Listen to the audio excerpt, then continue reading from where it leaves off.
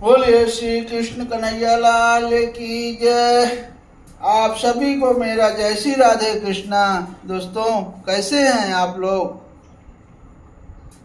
मैं जहाँ तक समझता हूँ कि आप लोग सकुशल और मंगलमय होंगे। भगवान आप सभी को अपना आशीर्वाद दे और आप सभी को खुश रखे। आज हम श्रीमद् भागवत महापुराण की कथा पंचम स्कंध अधखष्टो अध्याय यानी 6वें अध्याय की कथा सुनाएंगे। कथा में बहुत सुंदर कथा है। अब ऋषभ देव जी का, भगवान ऋषभ देव जी का देह त्याग, इसके पीछे में आपने हमारे कथा में सुना होगा कि भगवान ऋषभ देव जी अपने पुत्रों को सबको उपदेश दिए और जो उनके सबसे बड़े पुत्र थे भरत, वो सबसे ज्ञानी थे, बैरागी थे और तपी थे।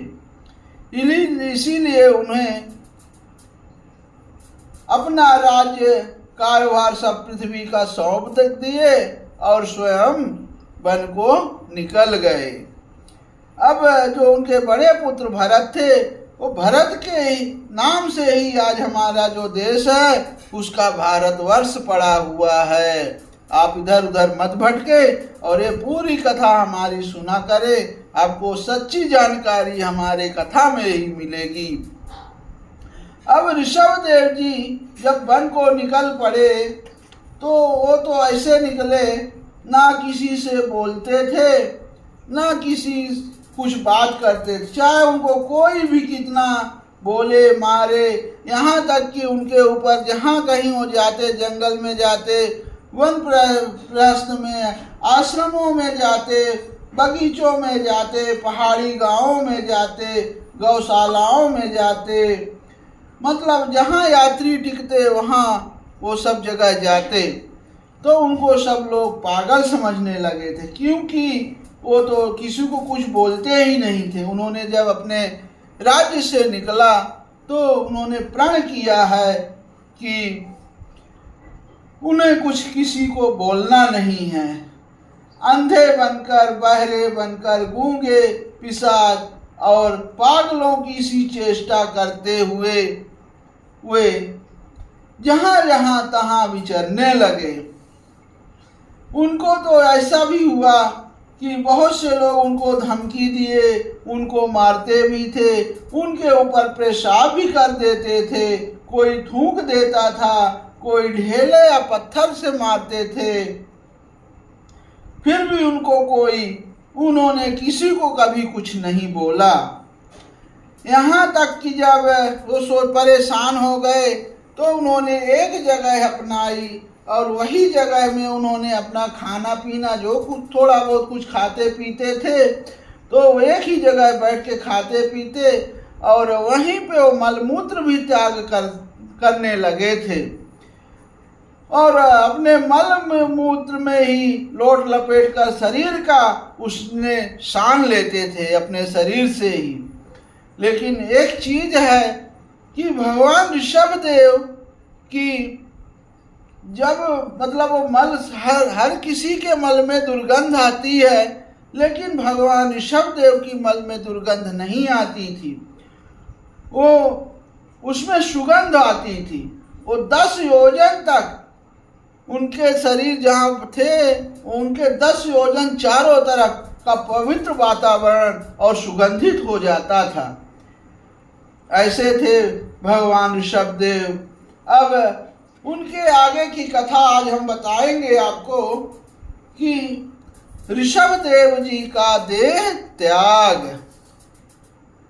अब राजा परीक्षित ने पूछा कि भगवान, योग रूप वायु से प्रज्वलित हुई ज्ञान अग्नि से जिनके रागाज कर्म बीज दग्ध हो गए हैं, उन आत्मा राम मुनियों को दैववश यदि स्वयं ही आणिमादि सिद्धियां प्राप्त हो जाए तो वे उनके राग द्वेष क्लेशों का कारण तो किसी प्रकार हो नहीं सकती।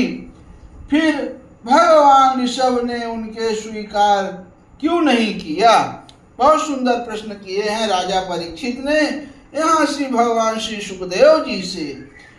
तब भगवान सुखदेव जी ने कहा, तुम्हारा कहना ठीक है, किंतु संसार में जैसे चालाक व्याध अपने पकड़े हुए मृग का विश्वास नहीं करते, उसी प्रकार बुद्धिमान लोग इस चंचल चित्त का भरोसा नहीं करते।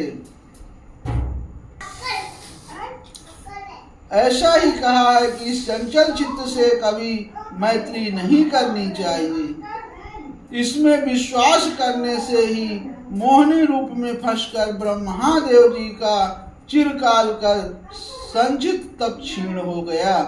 जैसे व्याभिचारिणी स्त्री जार पुरुषों को अवकाश देकर उनके द्वारा अपने में विश्वास रखने वाले पति का वध करा देती है। देखिए, ये कहानी पहले श्रीमद् भागवत में भी कही गई है।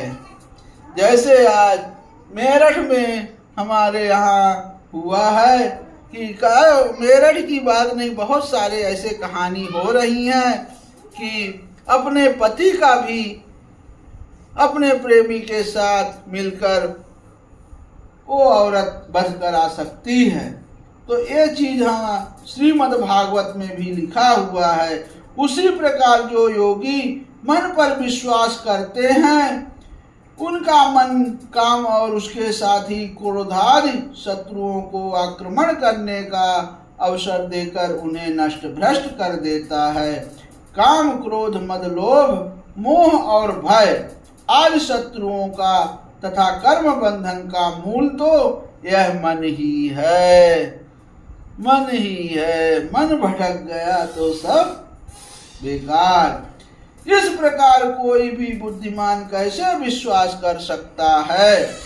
इसी से भगवान ऋषभदेव यद्यप इंद्र आज सभी लोकपालों के भी भूषण स्वरूप थे, तो भी वे जड़ पुरुषों की भांति अवधूतों से विविध वेश, भाषा और आचरण से अपने ईश्वरीय प्रभाव को छिपाए रहते थे। अंत में उन्होंने योगियों को देह त्याग की विधि सिखाने के लिए अपना शरीर छोड़ना चाहा। वे अपने अंतःकरण में अभेद रूप से स्थित परमात्मा को अभिन्न रूप से देखते हुए वासनाओं की अनुवृत्ति से छूटकर लिंग देह के अभिमान से भी मुक्त होकर उपराम हो गए। इस प्रकार लिंग देह के अभिमान से मुक्त भगवान ऋषभदेव जी का शरीर योग माया की वासना से केवल अभिमान भास के आश्रम ही इस पृथ्वी तल पर विचरता रहा।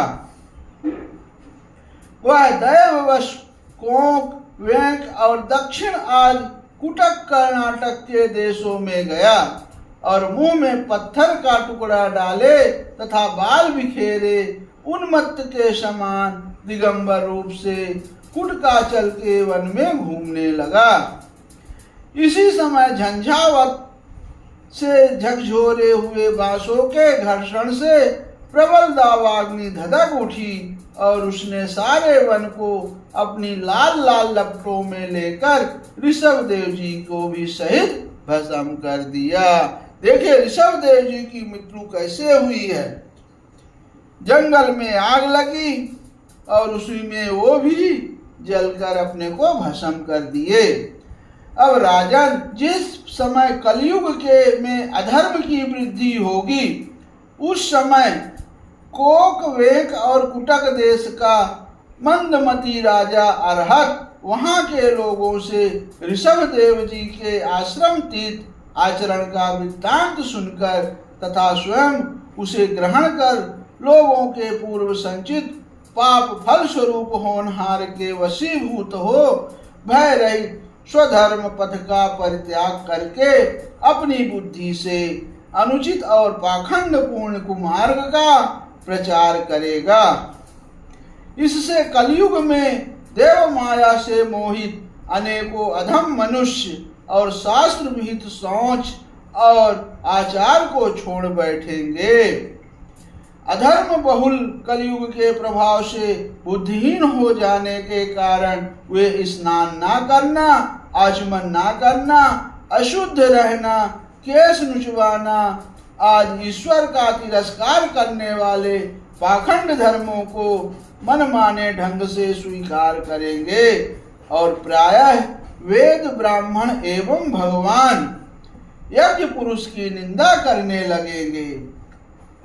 वे अपनी इस नवीन अवैधिक स्वेच्छाकृत प्रवृत्ति से अंध परंपरा से विश्वास करके मतवाले रहने के कारण स्वयं ही घोर नरक में गिरेंगे। भगवान यह अवतार रजोगुण से भरे हुए लोगों की मोक्ष मार्ग की शिक्षा देने के लिए ही हुआ था। इसके गुणों का वर्णन करते हुए लोग इन वाक्यों को कहा करते हैं। अहो, 7 समुद्रों वाली पृथ्वी के समस्त द्वीप और वर्षों में यह भारतवर्ष बड़ी ही पुण्य भूमि है, क्योंकि यहाँ के लोग श्री हरि के मंगलमय अवतारों का चरित्रों का गान करते हैं। हम लोग बहुत खुशहाल हैं, सुखी हैं, जो हम लोगों को यहाँ भारतवर्ष में जन्म मिला है, ये पृथ्वी में जन्म मिला है। अब अहो, महाराज प्रियव्रत का वंश बड़ा ही उज्जवल एवं सुयशपूर्ण है, जिसमें पुराण पुरुष श्री आदि नारायण ने ऋषभ अवतार लेकर मोक्ष की प्राप्ति कराने वाले पारमहंसायम धर्म का आचरण किया। अहो, इन जन्म रहित भगवान ऋषभ देव के मार्ग पर कोई दूसरा योगी मन से भी कैसे चल सकता है, क्योंकि योगी लोग जिन योग सिद्धियों के लिए लालायित होकर निरंतर प्रयत्न करते रहते हैं, उन्हें इन्होंने अपने आप प्राप्त होने पर भी असत समझकर त्याग दिया था। राजन, इस प्रकार संपूर्ण वेद, लोक, देवता, ब्राह्मण और गौएं के परम गुरु भगवान ऋषभ देव जी का यह विशुद्ध चरित्र मैंने तुम्हें सुनाया। अब इसके सुनने से मनुष्य को क्या फल मिलेगा, वो मैं आपको इस कथा में बताता हूँ। यह मनुष्यों के समस्त पापों को हरने वाला है। जो मनुष्य इस परम मंगलमय पवित्र चरित्र को एकाग्र चित्र से श्रद्धा पूर्वक निरंतर सुनते या सुनाते हैं, उन दोनों के ही भगवान वासुदेव में अनन्य भक्ति हो जाती है। तरह तरह के पापों से पूर्ण, सांसारिक तापों से अत्यंत तपे हुए अपने अंतःकरण को पंडित जन इस भक्ति सरिता में ही नित्य निरंतर नहलाते रहते हैं।